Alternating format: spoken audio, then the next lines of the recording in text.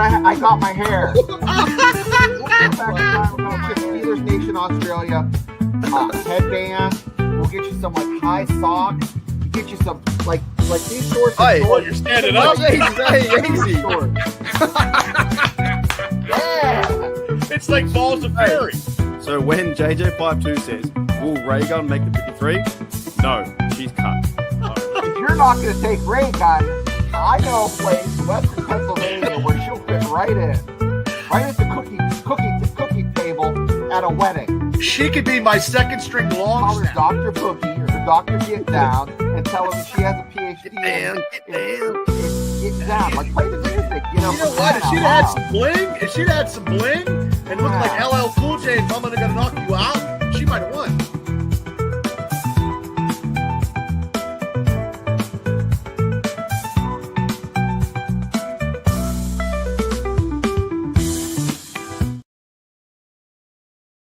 Steeler Nation, welcome back to Steelers Nation Australia, and also welcome to Steelers Dynasty Podcast, where it's game week. We actually have a game. Welcome in, Bubba. Welcome in, Shane. What's going on, boys? Oh, you know, it's getting used to the new names on the roster, that's for sure. There's quite a few of them. There's quite a few. I like to see a depth names. chart. You never see one at training camp because Sunday, it's very, very One hard that to sticks know. out that I like. Yeah. Well, Rock Taylor. That sounds like a Steelers name, doesn't it? Rock Taylor. Actually does, yeah. That's someone that I think Pittsburgh would definitely get behind.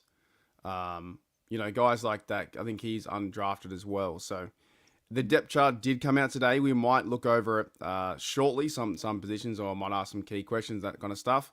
But to me, it's just something that Mike Tomlin normally has fun with. Remember a few years ago with Kenny Pickett, and he made him in front of someone.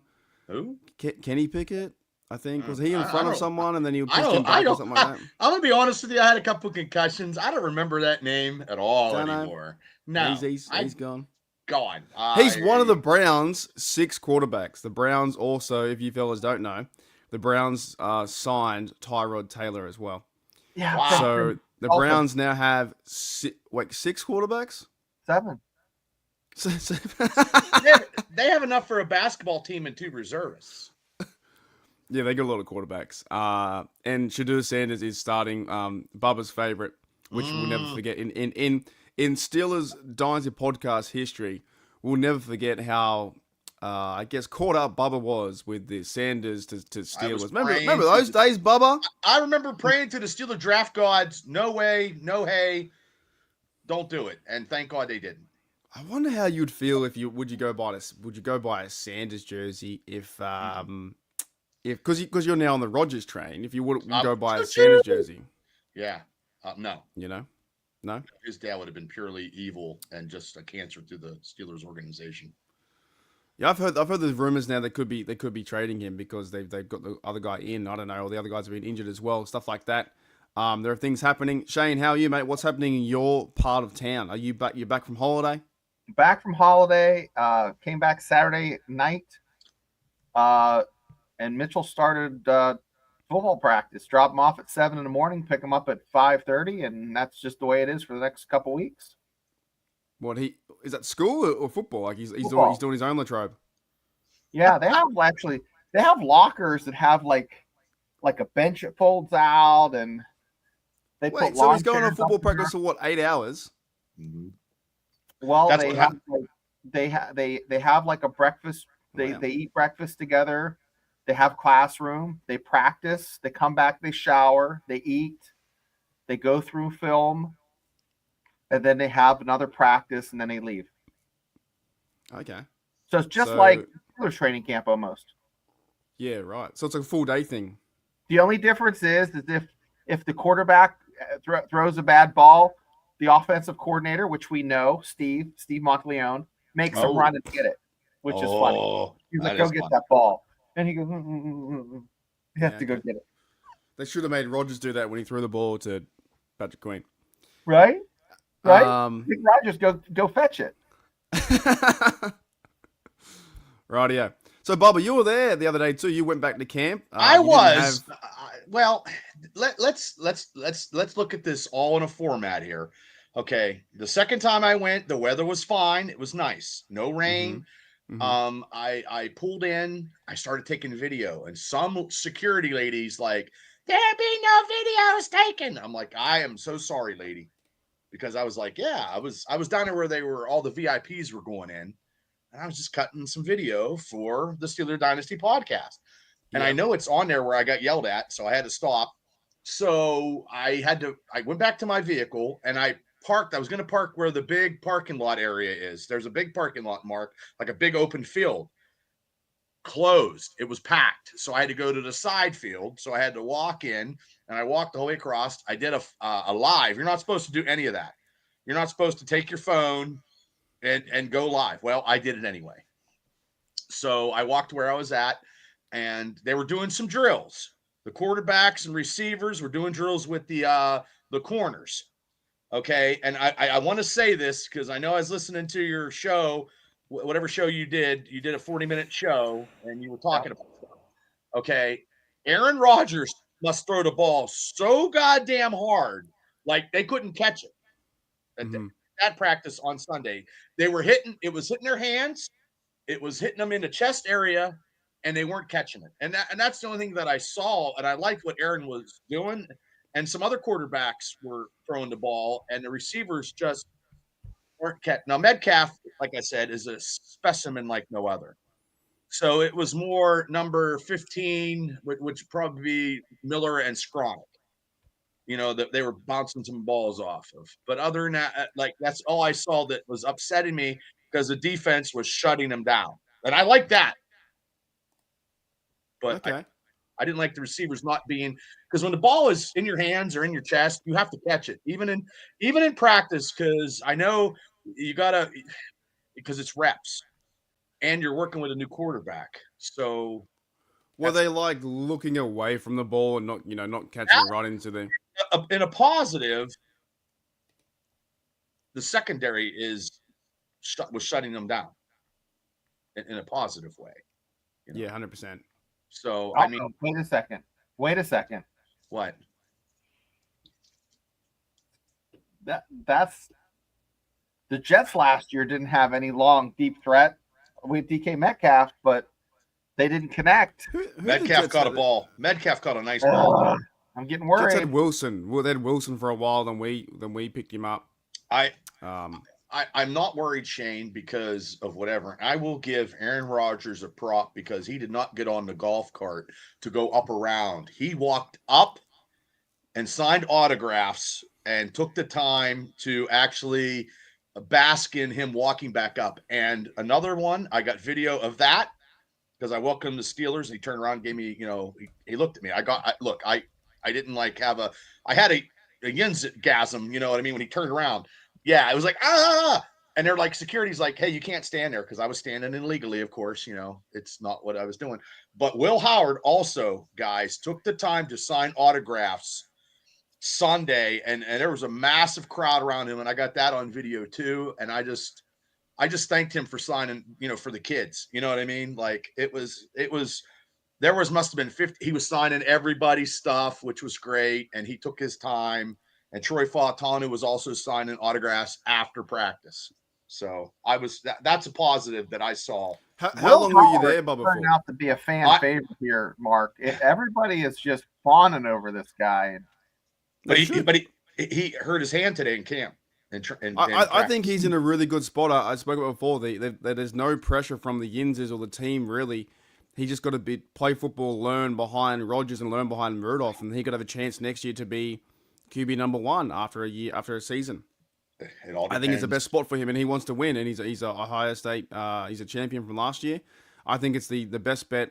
Like that would have been something where Kenny Pickett could have thrived if we had, if the Trubisky thing worked out, that would have been better. I think Will Howard doesn't need to be QB1. Just needs to be QB3. And just soak it all up. Like I know today he hurt his hand. What better way than that? But I was liking what he was doing. And all the quarterbacks looked good. Like Rodgers moving around, because I saw them moving around in the pocket, and I was trying to pay attention because I could see it because I was right by the goalpost. And I'm going to go back down again next week one more time because they only have 4 more practices that are open to the public. Okay, yeah, because I think I just saw it then. It's your Tuesday now, so Wednesday and Thursday, the last 2. Then we have the game versus the Jags. Then they have the Monday, August 11th, and Tuesday. Yeah, I'll go down either Monday or Tuesday one more time. Yeah. And there was a lot of people there. Like, I think people are hyped up. I made a whole episode about it on G'day Steelers Nation. I think fans are now hyped because the team can match the hype. Where in previous years, maybe the hype was overdrawn. But this team seems a lot better. We have a quarterback now. We have a general who can lead us through the trenches and lead us to 2-minute, offenses like no other. No offense. Nobody last year could have done it. And the guy that we talked about, Mr. Kenny Pickett, could have not done it. And we haven't had anybody since Big Ben. So this offense is going to be something different because when we start talking about the depth chart, but I just feel like somebody is going to show up Saturday in Jacksonville that we probably are not even expecting to make ourselves an impression to Steeler Nation. And somebody's going to step up. Like what Shano said, like Rock Taylor or one of those dudes will step up. But before we get into the depth chart and we go through some of the position battle and stuff like that to look over this week, because the Jags game's going to be fun. I think you guys might be doing some streaming too for the Jags. Oh yeah, I'll be doing 6:30. I'll be like, I got to work. I'm ready. I don't know what I got to get some Lucky Duck mustard. I got to get some. I got to order some because I need pretzels, and I won't get it by. I'll get it by regular season, but I don't know what to eat. Like, I don't know. That's all right. You guys can join me after the game when I do my live from 3 p.m. to 3 a.m. 12-hour live. I got nothing to do. It'd be like the draft times fucking 10. I want to ask. Tune in for hour 6 while Mark from Australia with the coffee enema. Yeah, just watch me walk in the road. We need to do like a telethon. Yeah. So every time you get $1, I'm going to buy something like a kazoo. I'm going to go buy kazoos. I remember those days when you guys you could ring on Channel 7 or whatever, like those old days, and it was for fundraising for something, and it was like 1 million celebrities and that, and people call up the Jerry Lewis random telethon. Yeah. Random phone calls. The Mark Davidson telethon. And we'll be like $5 and you have like Ted, they don't do that stuff anymore, do they? They don't do that kind of charity anymore. It's more just run through Mr. Beast. Mr. Beast just raises money for everyone. All right, I want to ask Shane this question, though, because he's a WVU fan, West Virginia Mountaineer. The Steelers have signed former Miami and WVU cornerback Darryl Porter Jr. Do you know anything about Darryl Porter Jr., Shano? Yeah, he's an all right. You know what, guys? He's all right. He's no Beanie Bishop. He's serviceable. I wouldn't get too excited about it. Just a guy for the roster? What's that? Just a guy for the roster? Yeah, he's filler. And, I don't know if he'll make the team. Yeah, they picked him up the other day. And the funny thing was that he was Darryl Porter Jr. and there was a Darryl Porter Sr. that we had. And we have a Joey Porter and a Joey Porter Jr. As well. So he was one of the names that had been picked up in the last few days. So I don't even know when his dad was really good. Yeah, and apparently he played for the Steelers too as a 6th-round pick. I don't remember his dad playing for the Steelers, but I could he was probably serviceable in training camp and stuff, but I don't think he made the team. Yeah, I'm gonna have to Google him now. Yeah, I don't know if I don't even know. I guess he's an undrafted rookie. Steelers signed undrafted rookie WVU cornerback, but it's another guy from West Virginia, right? Seems like they're getting the guys from then who the Zach Frazier, the cornerback. Well, the tie in there is Tomlin has ties with Blaine Stewart, and Blaine Stewart was working with WVU up until last year. Blaine Stewart is the son of former West Virginia head coach who passed away. His dad coached at West Virginia, gave Tomlin his first job at William and Mary. So that's how that connection is made. So plus it's only 60 miles away. Very easy to go down there, watch some guys live, take snaps. The pro day is at West Virginia always has a lot of guys from the Lions, a lot of guys from the Cincinnati Bengals, a lot of guys from the Steelers go down to that pro day. And I guess too the ties is that his father was a Steeler as well back in. He just he was drafted in '97, and then he come back in 1998. But he played 5 years with the Detroit Lions, so he played up to 2002. But this to me is the fun part around preseason because we know starters won't play. You're looking for those gems on the outside, like the Warren who made the team a few years ago. This guy, if he has a good game and a pick, we're like, hang on a minute, who's that guy? Or the guys who have injuries and they're sitting out, they need someone to fill and replace him.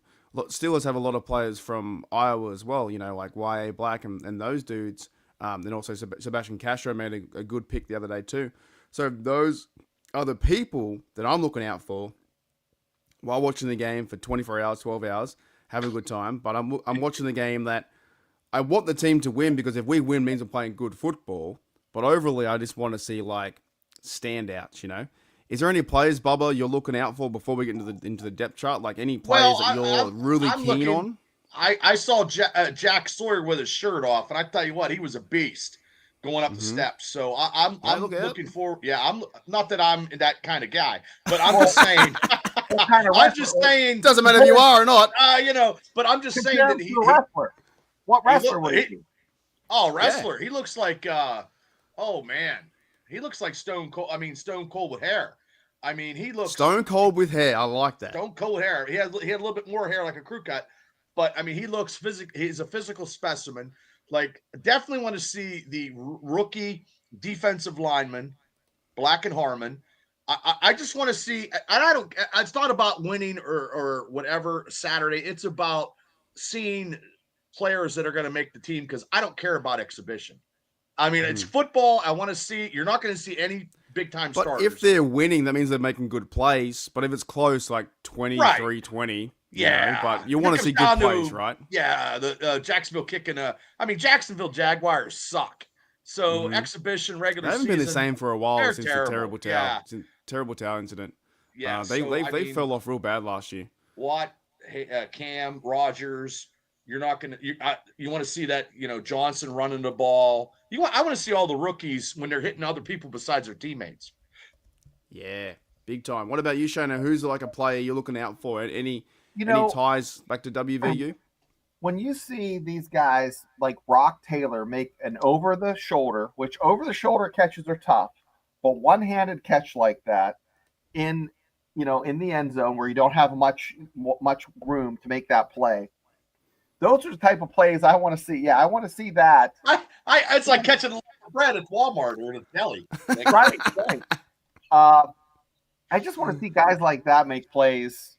Some big time plays, just to kind of give a little bit of excitement because everybody at practice gets all hyped up when that happens. But Will Howard, want to see exactly what we have there. Jack Sawyer, like I said, he hurt his hand today. Yeah, it's a sore hand, but I think he'd be okay. I think he'd be fine. I hope so. Who else? Well, you see a lot of these like Slay, and you see Joey Porter getting burnt by DK and by Brock Taylor and by Smith. Like Smith is a mismatch. He's a freak, and then DK is a freak. DK is going to be the Terminator. That's what I'm calling him, the Terminator, because he looks like a physical specimen, and he's going to terminate every corner and every secondary guy this season. So that is his name. I just gave him right now, the Terminator.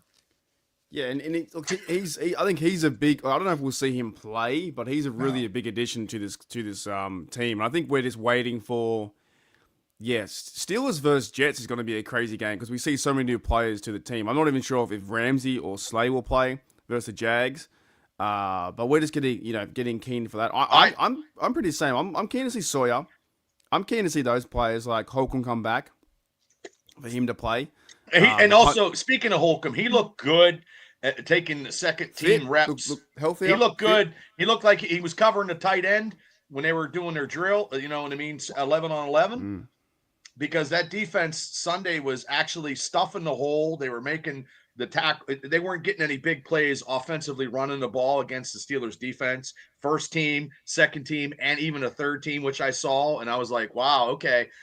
You know, but they're probably going 85%, but Holcomb looked good, coming back from that injury. And I'm excited. And I know you're excited too, Mark, but you're halfway across the world. So if you would have been seeing this stuff too, you'd have definitely been excited on what's there at camp. Remember, Bubba, I can't be excited because I don't know football. I don't know what's football, Don't know. Can't watch football, not allowed in Australia. No, I am too. I really am. I'm really excited. I think this team, every year, this time of year, we do get hyped up, but there is potential, and I think this team can have a bit of a run. And just to see the rookies play, like we get to see Caleb Johnson, like how cool is that? The running back. Is he from Iowa too? No, where's he from? Yeah, there you go. Graduated from Iowa. Another bloke, yeah. So another guy wearing black and gold again. I think that's exciting. But let's look into some of the depth chart, and I'm going to just read a few things off, and get your. I can bring it up, but I'll just read some of it off. So in the, if you guys can look at it too as well, and maybe at home as well, bring it up also because there's the 90 players. The offensive line was as standard. Left tackle, we'll do the first 5, was Jones. Guard was Sia Marlowe, Zach Frazier, Mason McCormick, and Troy Fa'atanu. Anything that's a miss there, Shane, or that's pretty much standard, right? Yeah, Fa'atanu and Broderick Jones, if they lay an egg this season, you can pretty much put a pin in it. It's gonna be a shit season. A lot of pressure on those two, actually, on those two tight tackles. I hear you. Yeah. A lot of pressure. Sorry. Go on. Well, because they have Aaron Rodgers, and Aaron is going to have to release quickly. So if those bookend tackles can block, we are going to be ahead of the game. I mean, and I understand what you're saying, Shane. Yeah. And a lot of people are bashing Broderick Jones, but he's at his natural position now. Yeah. So, yeah. You're right. How'd you see him, Bubba? What was your thoughts on boots on the ground? How'd you see him? Well, I'm going to say the boots on the ground with the offensive line. The defense was eating them up on those drills. But today, from what I read, it's totally opposite because the offense wasn't scoring on the goal line Sunday. But today, I guess Aaron Rodgers had his best practice, and the offense was lighting up the defense. So today, the offensive one, where Sunday, I was seeing the defense shutting down the run, and I'm like, oh, geez. The offense weren't getting a little bit of, they weren't making holes. But it's understandable playing against your teammates. You know what I mean? Like Saturday, you'll see a different stuff, Yeah, and tough defense too. 412 says, wonder how much we'll see Howard against Jags. I reckon we'll see him for maybe a quarter or two. I think Rudolph will play the first one in a bit. He'll start. Then Howard plays, then you'll see Skylar Thompson. Or they might just play all Will Howard for the rest of the game. I think we see a lot. I think Steel Nation is going to fall in love with this guy. He won't be QB1, but I think they're going to say they're going to fall in love with this guy as a rookie. But yeah, that's the O-line. Now behind the O-line, there's those 5 there. They're always going to be pretty much set. You have the Anderson, twins, but they're not twins or brothers. Calvin Anderson at left tackle. Spencer Anderson at left guard. They both played last year with some injuries. Ryan McCollum behind center. Max Sharping, I don't know too much about. And Dylan Cook. What about those guys, Bubba? Anything stand out to you, or just pretty much stock standard again? Well, its stock is steady, and hopefully those guys they're serviceable, but hopefully they don't go to the next first team with barring injury. But, Ryan, the backup center, is just making that position because he's the backup center. And I know he had a game experience, and I'm not knocking any of the offensive linemen at all because the offense is probably, to me, very, very hard to play. But also, too, you got Frazier in the middle directing traffic, and he's very smart for his age. And maybe this line gets a little bit more repetitive, and we will see total offensive stuff. It's going to be a different offense, people, that we're going to see. We're not going to be accustomed to these 3 tight ends, or I know when we get to the tight end stuff, Connor is now a fullback, so we have to see. I don't think with the offensive line, we don't really know these players well enough because they haven't really played too much, but they've been a bit of backup. So, for you know, I'm a huge fan of the O line because I like to learn about it and try and figure out how it all works. And our center is Zach Frazier in the second year. It's going to be fantastic to watch, right? But in terms of the depth chart, these guys are just filling in with some experience. Ryan McCollum I think he was like from Detroit or somewhere. I think Spencer Anderson. He filled in last year, I think 2 or 3 games or near the end of the stretch. So they definitely have experience, and they're going to probably keep like 8 or 9. But these blokes will learn more about as they play more preseason. But the core 5 is really our core 5, which we want to do well. And as Shane said, we want left tackle and right tackle to do very well. And I think as I'm looking into depth for the offensive line, I think Spencer Anderson, to me, in my opinion, is probably the best in depth. In the position because he gets Spencer talked about Anderson, a lot too. He can play guard, tackle, yeah. center. He can play a lot of positions. Yeah. And then I'm looking at the 3rd team and 4th team, and those guys, I'm not looking, past. If you're a 3rd team getting in, then we're in trouble if a 3rd teamer is starting on the Steelers' offensive line. I think that the only one I kind of knew a little bit was, but I think the Stephen Jones guy maybe came from the Patriots. I don't know where he came. You might be right. No, he was from the Jaguars. My bad. But these guys are all we're going to see them on Saturday versus the Jags. But really, is the core 5 we're looking after, and the little storylines are Troy Fautanu, and the storylines are Broderick Jones. Can he make that his position at left tackle? Now, tight end. We have the first team tight end. For some reason, Mike Tomlin said we want Pat Fryermuth and Johnny Smith as joint number 1s. Any ideas why, Shano, they would do joint number 1s for Smith and Fryermuth? Is Mike Tomlin just having a bit of a laugh, or are we going to see more reps just trying to get some like Fryermuth has been the one for so long. He's just trying to get some competition, and honestly, I would put Fryermuth probably at 2. I was going to say that. Again, I like Fryermuth. I love all the stuff. I love all the moves. However, have we crowned him too early? Yeah, to be a really great tight end. It's just pure coach speak. He just put him at both at number 1, and that's a position where you don't really like. You have a starting tackle, you have a starting right and left tackle because they're always going to be tackles because of the scheme. Okay, you're always going to do that. Tight ends, you might not have tight ends in a set. Okay, you might have a slot, or you might not have that. So you might not have a quote unquote starting tight end. You might start 2 tight ends because you have go jumbo. It just, you're not really gonna. Yes, there's going to be a number 1, but I don't think it's going to be Fryermuth. Bubba, I'll ask you this question. Has Fryermuth lived up to the expectations of a tight end number 1 and filling the shoes of Heath Miller? Because that's the person we always compare to. He did because, no, he did. He has not now because we had a quarterback who's been through to him, and that was his highest touchdown completions. Yeah. I think it was 7 or 8 touchdowns. He needs to go over the middle a little bit more.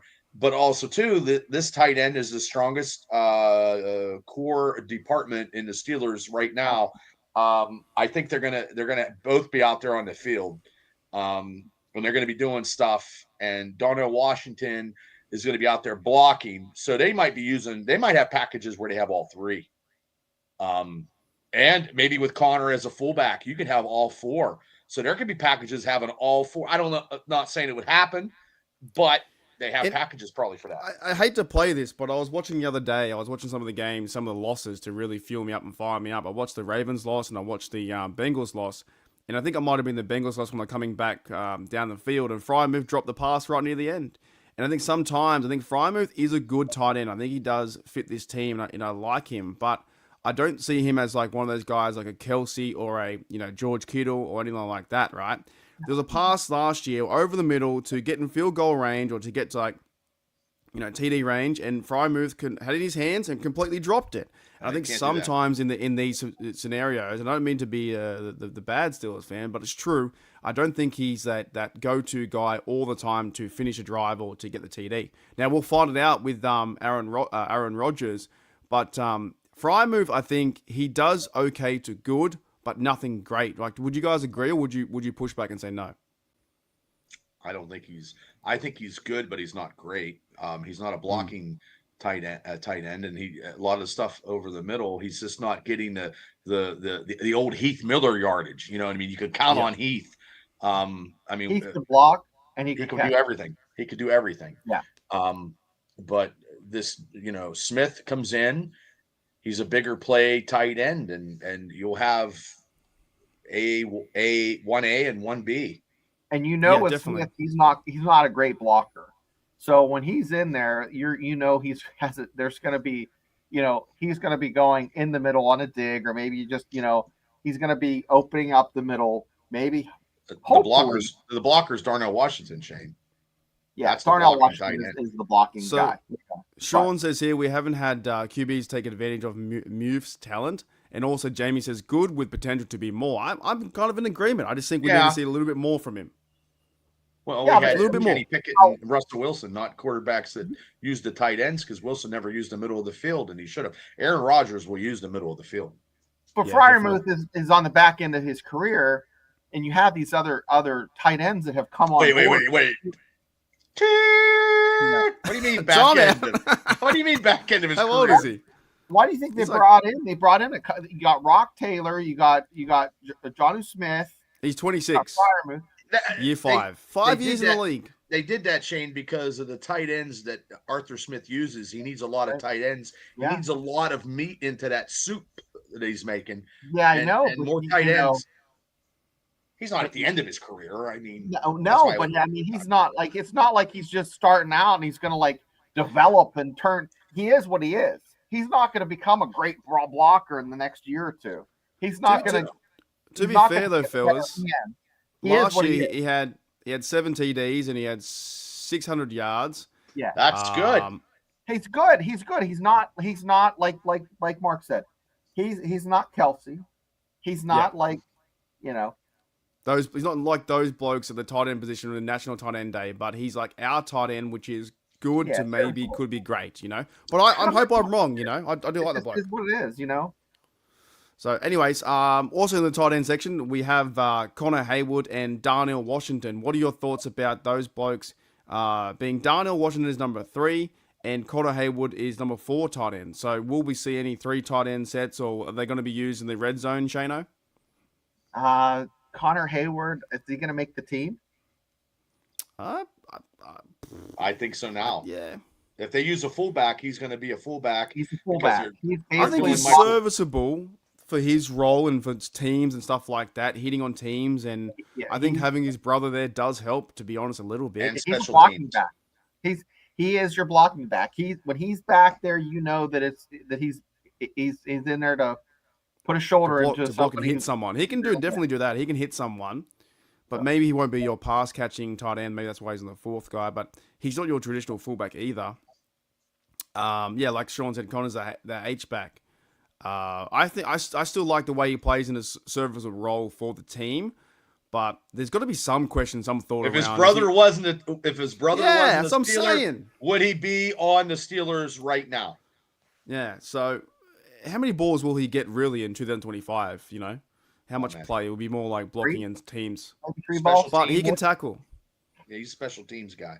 What about Darnell? What about Darnell Washington, Bubba? We're going to go through the whole roster. What about Darnell Washington? I think eventually they might move him to a tackle position.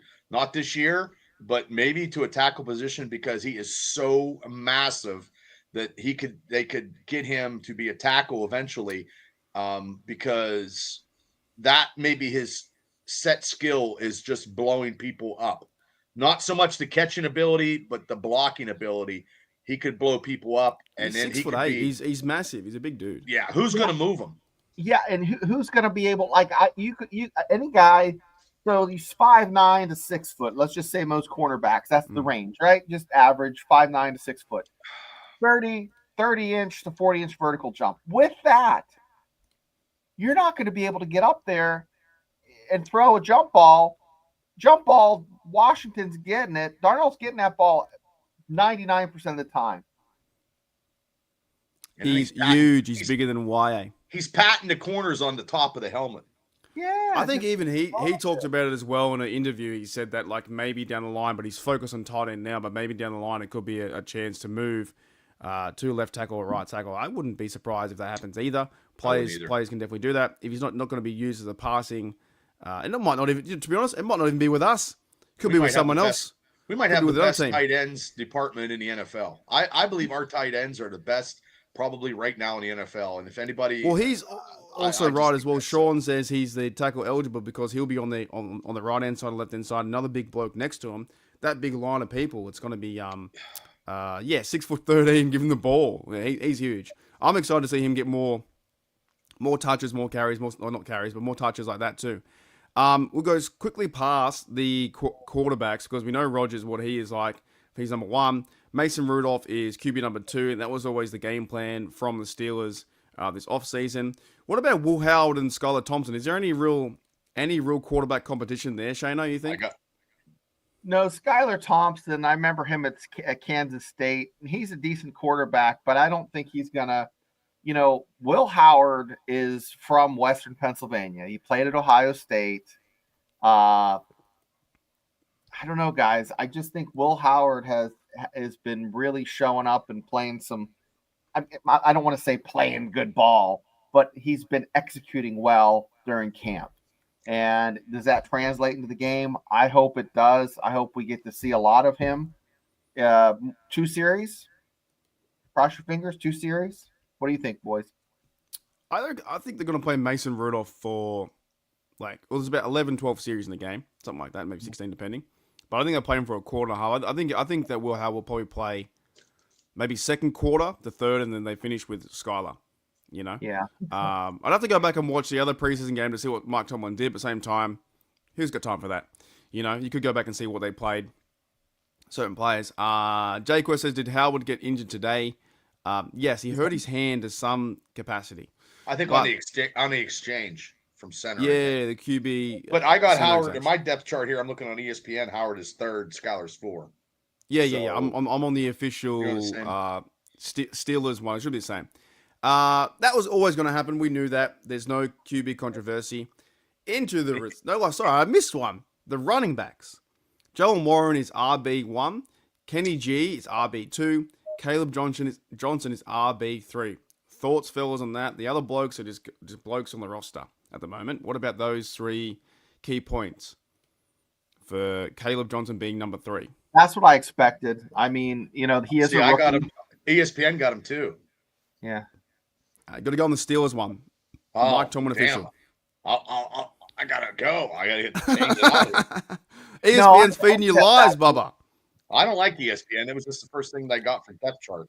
Gainley had a couple nice little runs where he got knocked off, little bit off kilter and kept his center of gravity, stayed upright, made nice little wiggle, boop, right into the end zone.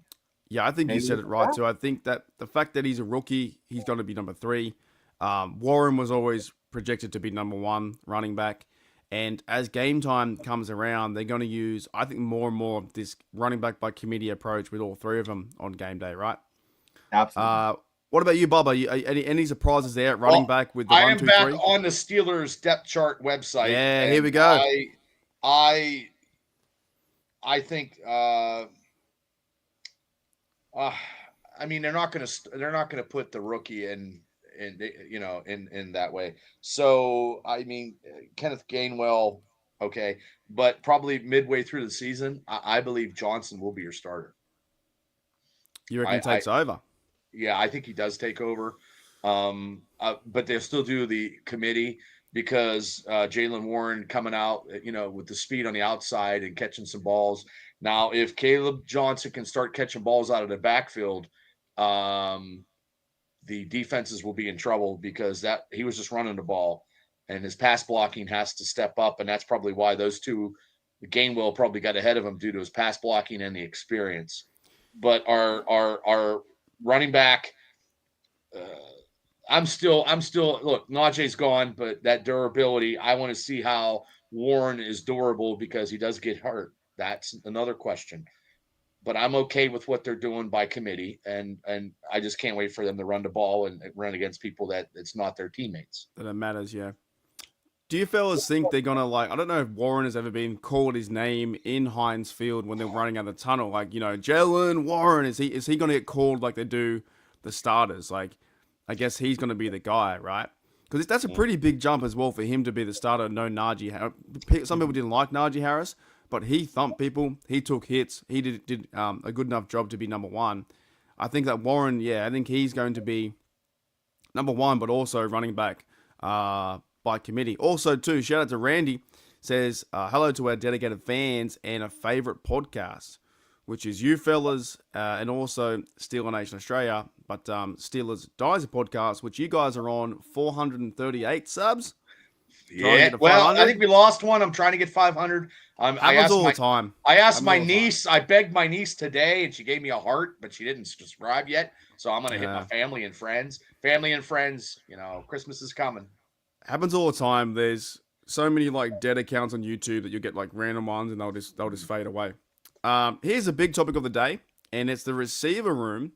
Now I'm waiting for this one. On the Steelers Steelers website, right? It has first team players. They got two first, which is a DK Metcalf and a Calvin Austin III. Then they have second team reps, which is Robert Woods and Scotty Miller. I've heard good things about Scotty Miller at the moment from camp. Then the third team reps, and we'll stay here for a minute. They have Roman Wilson and Ben Skowronek. Any surprises there, Bubba? What's going on? What's your thought process? That's pretty terrible. If Roman Wilson is as good as people have said he is, no offense, he could give Robert Woods. I mean, that's veteranship that Robin Woods is doing it. But I mean, third string. Our receiving core is. I'm not happy. That is the weak link besides Metcalf in everything. Now DK is an A+, 4 stars, 5 stars, and driving a Rolls Royce. And no offense, the rest of our receivers are Ford Festivas, and I'm not happy with that. So I'm not happy with that at all. So the weak link in the Steelers offense is the receiver core minus Metcalf. Devils is waiting until they bring in Claypool for the season. I'll be shitty if they do that. No, I think they'll probably look for some people because, you got Scotty Miller backing up Metcalf. No offense, people. If Scotty Miller is getting he's been doing a good job. Have you been reading the articles? I don't give a flying fuck. I don't give a fuck. If Scotty Miller He has been doing a good job. I understand that, and God bless him for that. But if he's starting any game for the Steelers, our offense receiving core is in trouble if he's making a start with the Pittsburgh Steelers because I don't. Well, he's not starting. I think they're going to start. I'm just saying, if Metcalf is hurt and we got to go to fucking Scotty Miller, we're in a fucking load of trouble. And I just said the F-bomb 6 times. Yeah, they won't. This department angers me because the receiving core used to be the linchpin of the Steelers' offense, and now it's the tight ends, which is. Well, totally... that's not how Arthur Smith runs it, though. If you go back to what he did the Titans and Falcons, it was like one good receiver, the rest were one great receiver, the rest were good to okay, and they focus more on the tight ends and running backs. That's what he's always really been with. I would say mediocre. They're not mediocre. These receivers are okay. Because with these so what happens is DK Metcalf is the true one. Calvin Austin looks like he's the other bloke on the other side, can be moved around, plus different schematics and stuff like that stuff too. Robert Woods, he's been forgotten about by every single Steelers fan because he's 1,000 years old. Scotty Miller's been getting good reps and good praise from many reporters out there if you go and read different articles. And I think the reason why, we'll get Shano's comment next, but the reason why Roman Wilson is there is because he hasn't played. Pretty much. He hasn't played in the season. That's why, Tomlin's right. Channel's right. Mediocre Mike. He hasn't played receiver, so that's why I think he's playing third. Shane, what about you? What are your thoughts on the receiving core? I think you're spot on with the Arthur Smith. That's the way he runs his ship. It's just it's his MO. You're not going to get a number 2. It's not going to happen. Wishing one hand, shit in the other. We'll talk Sunday after, or maybe after what we see Sunday. It was a bit marathon. We'll have a lot to talk about in the receiving room. What's going on? If it's just tits up and it's terrible, we'll have a lot to talk about. But I would just wait and see. It's not all doom and gloom, guys. Come on. I'm not trying to doom and gloom it, but won't you try to reinforce your concrete foundation with some stuff? Yeah, nothing against Scotty Miller and Ben Skronik. They're special teamers, and that's what they are. Okay, that's what they are. Miles Killebrew is special teams. He's not. If he's starting corner for the defense, we're going to be in trouble too. So I'm just saying, you know what I mean? I'm just making that analogy. I agree, Bubba. I'd like to see them pick up. I mean, hopefully these receivers step up and they catch the ball. Woods is okay. It's not great. I mean, he's serviceable, and I mean, we'll see what happens. But DK is such a big monster of a man. You know. Oh, we'll see. So what year? Because let's stick with this for a minute. What year? So Arthur Smith. I'm going back to 2020, right? Because this is still in his playbook.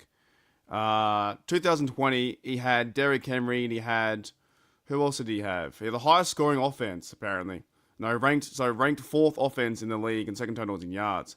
But he does seem to, and he had quarterback Ryan Tannehill, but in a weaker division. But he featured more like Jonas Smith. So I know Bubba wants a receiver too, and this, but it does seem like that Jonas Smith and the tight ends are going to be featured more than anything else. I'm okay with that. If the tight ends are a part of the offense and they're getting receptions and getting touchdowns, I just want more toys for Aaron Rodgers to be able to use and utilize. But the receiving core, from what I saw Sunday, when he was throwing balls, now he had a better today, but Sunday they weren't catching any of his fucking balls.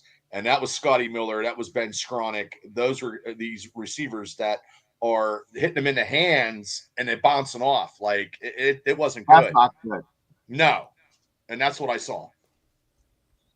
Yeah, definitely. But he even featured a lot of the who's the other tight end in the Falcons? Because Jonas Smith was there too. He featured him a lot there. Cal Pitts. Yeah, those two blokes. I remember seeing. I'm trying to find stats now, but in 1 year it was like the wide receiver was the first target, and the next two targets were tight end number 1, tight end number 2. Then the other receivers all came after. And they also had a good running back in Robinson too. So they had a really good running back in Atlanta. Yeah, I don't remember which one I was looking at. It was like Falcons 2002 or something like that when he was still there. So in the two teams that he actually coached, he actually had great running backs because he had Derrick Henry and then he had Robinson. Okay, so Jaylen Warren is not right there where Robinson and definitely not Henry.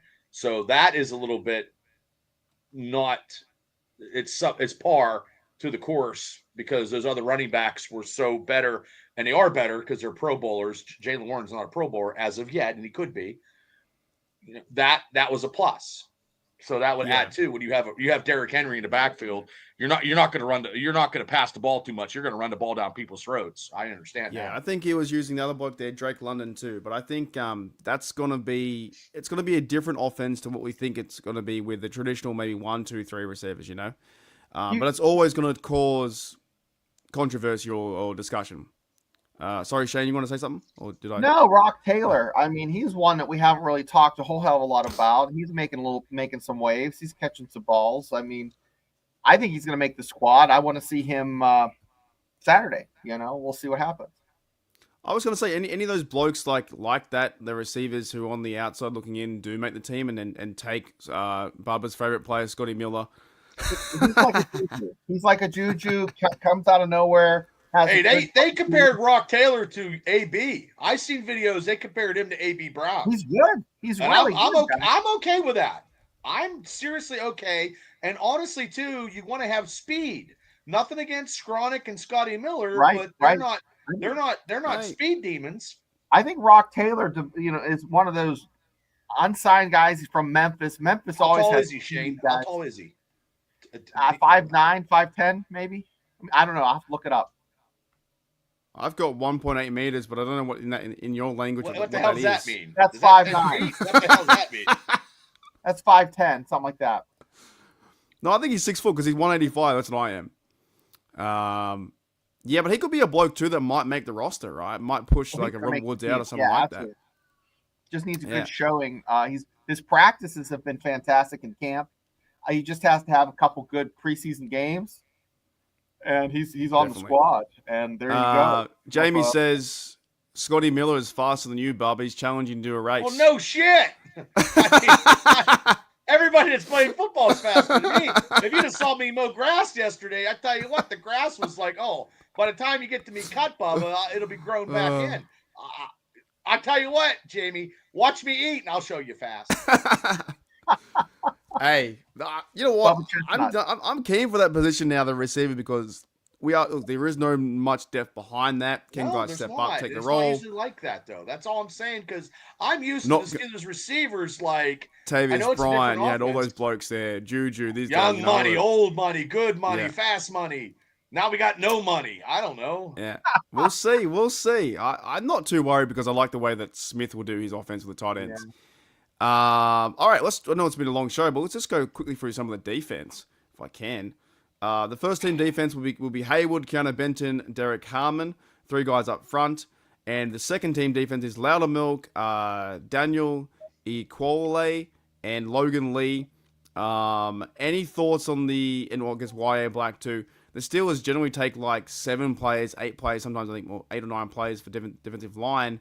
What's the approach, Bubba, with the defensive line with the roster? I like everybody in the first team. The second team, I'm not a big Loudermilk. He's been around a long time, hasn't he? He hasn't done too much. Yeah, I just a guy. Black is third team, but I think Black should be moved up a little bit more, and you'll see Black make a difference. But his position is Keanu Benton's, but also too they got that Fiocco back again. They can. They sign him and they never play him. I know, that's weird. It's just ridiculous. They also give him a hat, and then on game day they don't let him play. Yep, so he's like on the practice squad. So Loudermilk's and Numa Colors. Yeah, I think from like a fan standpoint, it doesn't really do to move the middle, move the needle too much. That's not good, Devil. That's not good, Devil. Because McCullers was huge, and he was so big he couldn't do nothing on the defensive line. Got a block punt or kick, didn't get credit for it. Yeah, Loudermilk. He's been around there 4 or 5 years now, I think, for the Steelers, or 4 years. Shana, what about you, D-line? Any surprising thoughts with that? No, it's pretty much what we expected. I mean, we started with an empty pantry to begin with, so you could put a can of beans. That's very true. Yeah, you're right. Can of beans is gonna make things look a little bit better. I mean, it is what it is. So, I mean, I hate to piss on your parade, but that's what's happening here. Yeah, we had a lot of holes to fill. Derek Hum wasn't there. Daniel Equole wasn't there. Logan Lee was injured. YA Black wasn't there. Otomewo wasn't there. And everyone's pretty much new or they were injured from last year. Cameron Haywood and Kennedy were the only guys. So it's a whole new room. Linebackers, outside linebackers, TJ Watt, Highsmith, we know they are going to be 1-1 for sure. On the outside is Jack Sawyer and Herbig. But one surprising one that I saw in this is DeMarvin Leal is now listed as a linebacker. What are your thoughts, Bubba, there? He used to play like defensive end, right? What about DeMarvin Leal being linebacker? That's good because he can back up TJ and his physical presence. He wasn't going to be making the defensive line, but he changed positions, and he's going to make this team. I wonder if he's a third-round pick. He's a third-round pick, right? I third or fourth or something, but I mean he didn't do the defensive line, and they switched him up and got him out of position, and actually, I mean there's 3 of them, and they're probably I don't know how many they're gonna keep, but he might be one of them. He might make this team. From 2022, he's made 5. He played 5 regular season games last year. Not too many stats, but I think he's a guy in transition where they're trying to figure out where to put him because he was playing a bit of like defensive end and hasn't had many stats or many tackles. He's had 3 tackles for a loss, 1 sack over his career. Being a guy we've been excited for, Shane, over the last few years, but hasn't really seen him on the pitch. So I don't know if they're gonna but he's also got to contend now at the outside linebacker with Sawyer Herbig, how's he going to make the roster? Yeah, that's strange. I scratch my head. I don't even have anything to say on that. I don't know why that was done. I don't know. I don't know what the coaches are thinking there. I mean, I don't know. He'd be the fifth. He'd be the fifth outside linebacker, probably behind Sawyer and those other blokes who are much better than Liao. Maybe they're trying him there. But move inside, and there's some excitement Dogs. there. You know. Yeah. Inside we have Queen and Wilson are the two going to be run the show this year. Malik Harrison and Cole Holcomb are second in charge. Then we have a third is Devin Harper. Not too much. Don't know too much about that guy, to be honest.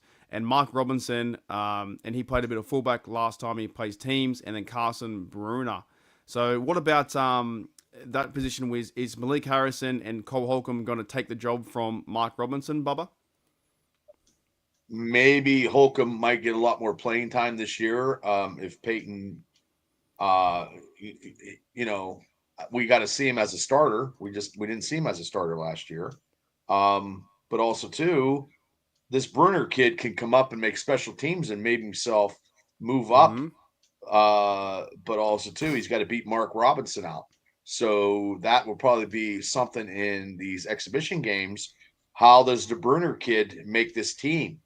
Does he make this team and take Mark out and be the third string? The other two, Harper and Loletta, I have no idea, and I don't really need to go that deep into the Steelers' depth chart. If we got third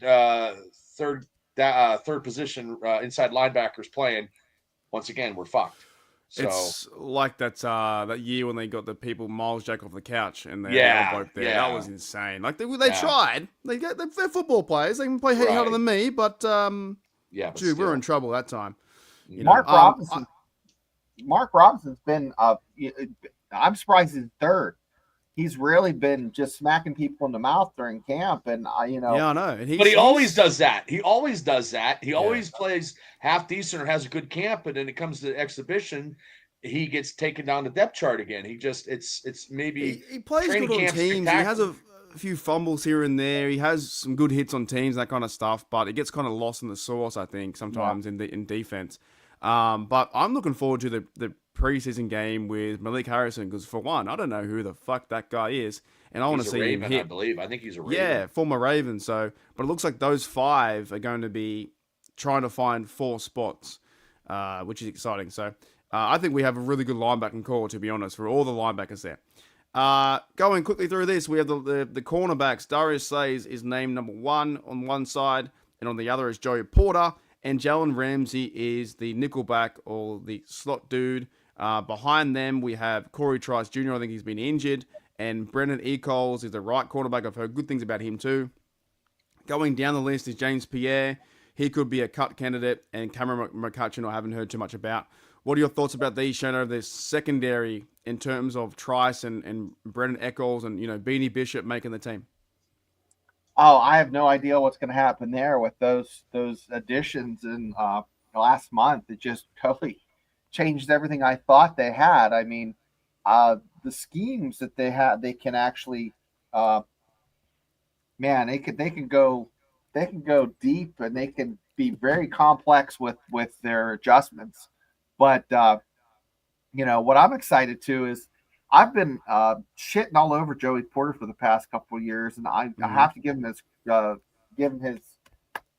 his golf clap because he's been doing really good in camp, and I think he's been working on tackling because, from what I've seen, he snatched up Jalen Warren and shut down Caleb Johnson a couple plays, and but as far as the backfield with Beanie Bishop and the Slay and those guys, I have no idea what they're going to do, what schemes are going to be planning, but we'll see. And we're not going to see those. We're not going to see exact. It's going to be vanilla in the preseason. But. This might be our strongest secondary in a long time, Bubba. What are your thoughts about the secondary and who's going to surprise and maybe make the team, or who you're looking out for? I agree. I think Ramsey is Ramsey's the shit talker badass of the whole defense. He's going to come out to play. We all know TJ Watt is going to be a force. Ramsey's going to be the vocal force. So you're not going to see him until next week. Porter, you won't see any of these starters at probably at all, but I could be wrong. The Beanie Bishop story that Shane has been talking about is kind of whatever because of Ramsey being ahead of him, and it's going to be a lot for Beanie to get on the field, even though he had 5 INTs last year. But also too, Corey Trice getting hurt all the time is not helping his case. He does, and that's not a lot. Yeah, and I don't like that because last year I was a Corey Trice guy and I still am, but you can't be hurt all the time. And I heard James Pierre is having a very good camp, and he's solid though. James Pierre's always played I solid. know, People give him shit, but he's a good player. But he gets smoked sometimes, and it irritates me. But the person I'm looking for is Sebastian Castro. That dude's been playing good too. Kind of way, because he's a ball hawk. Does he make the team? Because does he get on at being a kick returner or something? I know Gainwell and Calvin Austin, but also too, you got Calvin Austin as your number 2. Do you put Calvin Austin? He's going to be our punt returner. Do you put, does he make the team in some kind of way or special teams? You just got to make the team and then go forward and then try to get your position that you're actually accustomed to playing. But I think as well that Dante Kent guy got injured too. So, I heard Trice was injured. So this might open up a door for a guy like Castro, because I saw some highlights of him. He caught a one-handed interception. Heard some good reports from him. I saw highlights from Iowa, him playing there. They call him not like a mini Troy, but he moves around everywhere, picks things off, that kind of stuff. And having that Clark guy come in just last week or a week and a half ago, I mean, that put a damper on Castro actually probably having a better chance of making the team. But that's the veteran experience though, right? I think it's the strongest secondary we've had in a while from Ramsey. I got one here from Steelers now, and there's a projected roster of 53 is Ramsey, Porter, Slay, Eccles, Bishop, and James Pierre, which you could probably change with maybe another corner. And then you have safeties, Elliott, Thornhill, Miles Killebrew, and Chuck Clark. So Thornhill is going to be the uncommon denominator on how he plays, because he has experience being in a Super Bowl.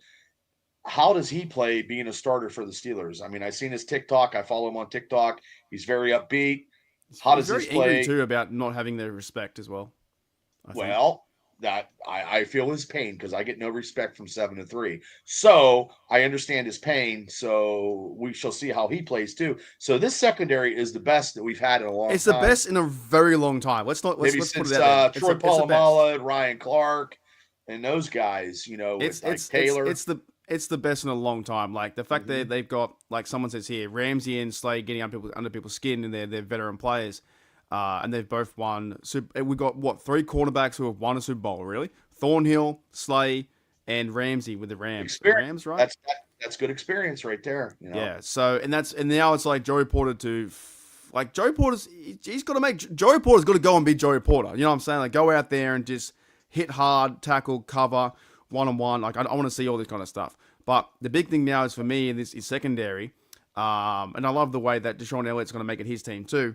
But it's, guys like you said, Bubba, is Castro, can they move up? Can he be there in this? Can Beanie be in there too? They're going to carry probably 10 corners and safeties into this roster. And I'm looking forward to it, because now we have the pass rush on the outside.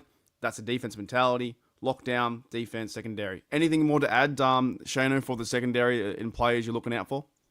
No, that's high praise, though, if you're saying Ryan Clark and Troy Polamalu. It is probably the best. There hasn't been a secondary, but there hasn't been a secondary like that since. So that's exactly what we're kind of feeling in the air. Hoping. So we'll see what happens. Yeah, it hasn't been. Was that a Phil Collins song? Oh, that was. All right, let's finish the show off with the specialist, and we have wait a minute. Kick out Chris Boswell, Ben Souls. Chris Boswell's the guy. Ben Souls will be the guy. He's somewhere from Pitt. He'll be probably picked up somewhere else. Yeah. Christian 46. He's not going to lose his job. Sorry, Tucker Addington. You'll be second. You'll be cut. No worries to you. Kenneth Gainwell is a kickoff returner plus Jalen Warren. That's interesting, I find, because Joel Moran, how's that going to work? How are they going to put Joel Moran on kickoff return and he's going to be a running back number 1? I don't know. You don't. Yeah. Why would you do that? Mm, Just saying. that's interesting to me. Yeah. And also Calvin Austin. And then, like I said about Castro. Both running backs are kickoff return. Yeah. And then you have, Calvin Austin as your punt returner. And then Scotty Miller is second. And then there goes Castro. He's not even in there.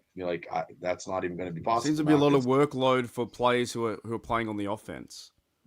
That need to be like so Warren takes the ball up or Kenny G takes it up, gets nailed. Next minute he's in the huddle. I don't know. Yeah, if he's under the concussion protocol tent, we're fucked. Yeah, we'll try and figure that one out as we watch that. That's gonna be something to watch, and hopefully maybe someone else can step up. But I did like Calvin Austin on punt return. I like that, but I don't know about kickoff return. Now the big question is Corliss Waitman and Cameron Johnson are both first team punters. What happens? Who do we have? You trade. We got your Aussie mate. Your Aussie mate makes the team. He's got the bigger deal. Yeah. He has the 3-year deal. Waitman has a 1-year deal, I think. But Waitman kicked pretty well. Do they trade him? Very, very good. Is it something where they would trade the other punter? Trade him and see what for stock for next year, and then you get rid of it and then try to maybe draft up. I don't know. Wouldn't you trade the one that has a 3-year deal? Did you see him punt, Bubba? Did you see any punting? They didn't do any special teams. He did. They didn't do any special teams when I was down there. They didn't. Yeah, they didn't do any special teams Sunday when I was down there at all. Danny Smith said they had on the Pat McAfee interview. Danny Smith said he had one of the best teams units in the NFL last year, and that was to do with I think it was kicking the ball high, the air time, it was positioning, all that kind of stuff. He did really well last year. Waitman had some nice punts. Yeah, this is a dilemma. This is the dilemma because whoever you get rid of, the one you keep better be fucking on spot because the one you got rid of goes somewhere else. Right. Yeah, booms, true. It booms like 60-yard punts, and we're like, oh no, So I didn't know this, but Corliss Waitman is 30 years of age, and he's on the 1-year contract, and Cameron Johnson is 33 with a 3-year contract. So I don't know what Tomlin's going to do, to be honest. Maybe Waitman makes the team based on being younger. 3 years is not against your Aussie buddy, but 3 years is a lot in football. It's okay. I'm not attached to him by the hip. Well, I figured you guys hung out and got like a some chicken fingers from Melbourne, a burger. I don't know. He's on a 1-year contract. 1-year contract for Waitman, I think, for 2025, and the other boys. It'd be cheaper for Waitman to sign him. It'd be economically cheaper, and he proven himself last year, except for that. He did. That's the problem with the next man stepping up. Like this is a very big dilemma on what they do. Whoever has if he has a hang time of 4. So you think there's a true competition where whoever's the best one may win the job? Yeah, I think so. I didn't get to see any of that Sunday, so maybe when I go down next, I get to see some of the punting. But also too, whoever punts against Jacksonville, if they have some good punts and Coffin, on the 5-yard line, yeah, you know what I mean. I don't know. You got a Pro Bowler in the Aussie, but Waitman still was very good too. And we never had this Pro Bowler. Yeah, I know, but also too, if you're going to get Waitman and he's just as good, and you get him economically cheaper, you're going to use some of that money to sign other people, or to use that money to sign another receiver.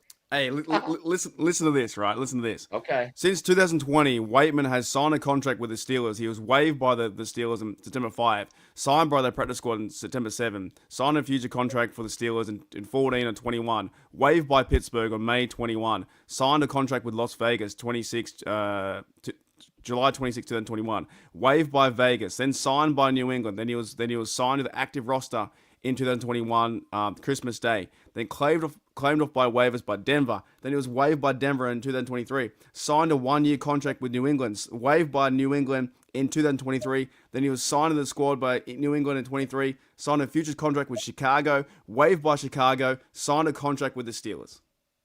He deserves to be a Steeler. Holy fuck! Yeah, I'm gonna say. And here we are talking about his life. Yeah, that's crazy. you're getting signed, cut, sign, cut, sign, cut. Sign him. I kind of want him to be signed now. I kind of want him to have a go. Story. That's a great story. Yeah. Yeah. And last year he was great. So he has a booming kick. Oh, man, that's crazy. How this is, these are people's lives. What was that show, Highway to Heaven, where he shows Michael Landon just hitchhiking? Like, well, that could have been Bill Bixby. That could have been Bill Bixby in the Incredible Hulk too. Yeah, seriously. He's out there hitchhiking with backpack. Yeah, so I'm going to say Waitman based on the story that you just said, and based of all the adversity of getting cut, getting signed, getting cut, getting signed. Nothing against the Aussie, but also too, it would save us money. You sign him. You sign Waitman for $1 million for 3-year deal, and he's 30. He'll be 33. He'll be happy. He's a Steeler. He'll be ecstatic, and he knows that he doesn't have to live out of his van down by the river. He played two games. This is going back to 2021. He played 2 games, and I'm going off Spot Track. 2 games for the Steelers in 21, and he played 11 snaps, 11 punts. Average was 52 yards kicking, and inside the 20 was 1 and 1 touchback. So even back then in 21, he was good. And this was a 46-yard average kick. Inside the 20, which he did a lot of last year, it was 27 kicks. So I think they're either going to go with that story with who's a better punter, or they're going to go with the contract, which is Cameron Johnston. It's a business. It's a business deal. It's a business. That's right. And they're both great. So this is great that we have an opportunity to take one or the other.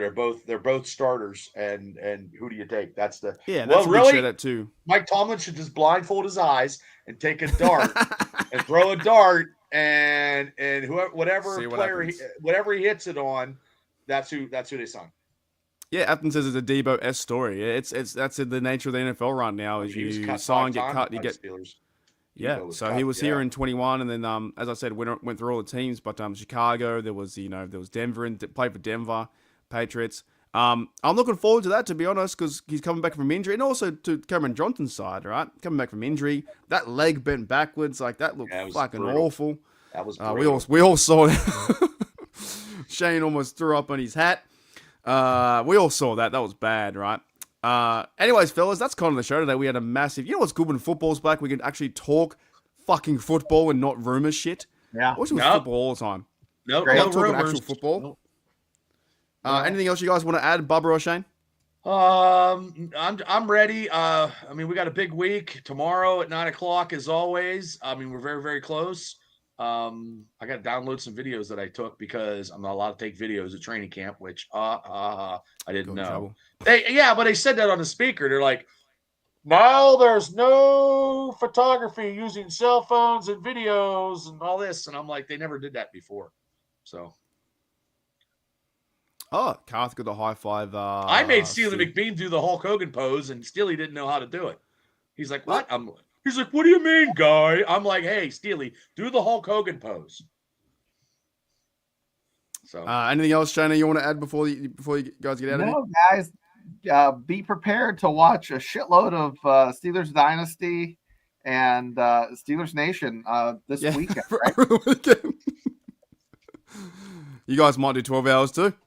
You never know. No, I just want to start at 6:30, and I know Bob Pompiani will be on, and I don't know Edmund Nelson doesn't do the rib stuff anymore, so I don't know who. I don't know. When's the game start? 7 o'clock. 7 o'clock Eastern Standard Time. Okay, because I'll be going from 3 p.m. It'll be on KDKA. I'll be doing 4 hours of pre-game coverage. Really? What time are you doing? I'm starting 3 p.m. to 3 a.m. I'm doing a 12-hour stream. Wait, 3 p.m. to 3. What? A.m. Yep. You're doing 12 hours. Yep.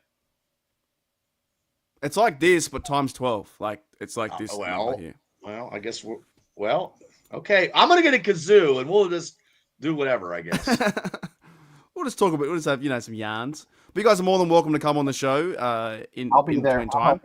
I'll be getting some other podcasters. I'll be getting some people from HDU if they want to come on too. Okay. It's gonna be fun. Yeah, we play Saturday. Saturday, you said 7 p.m. 7 p.m. Yeah, we're good. Yeah.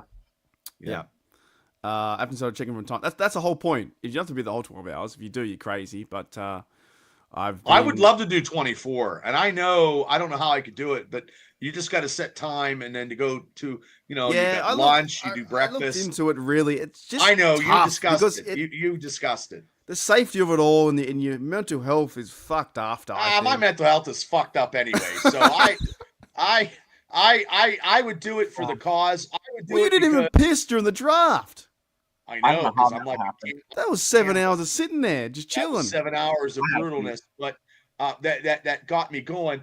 But I feel that me giving to the people and to the masses for 24 hours, I would do it. You know what? If we don't get 500, Shane, we might have to do it. I might have to take a day off, and I just might have to start this time and do this time, and just to get, this is what we're doing, and or whatever, because that'll give me something to do.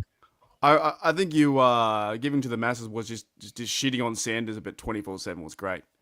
That was fantastic. Well, thank you. I'm going to shit on a lot of teams. Well, wait till I shit on the Ravens when we kick their ass. Cincinnati, when we play them week 15 or something. So when Burrows gets sacked by T.J. Watt, and then he gets a fumble recovery for a touchdown. And I know they signed their defensive lineman, and they signed their rookie. I don't care. I don't care who they signed. The Cincinnati Bengals are just all offense and no defense, and we shall beat them.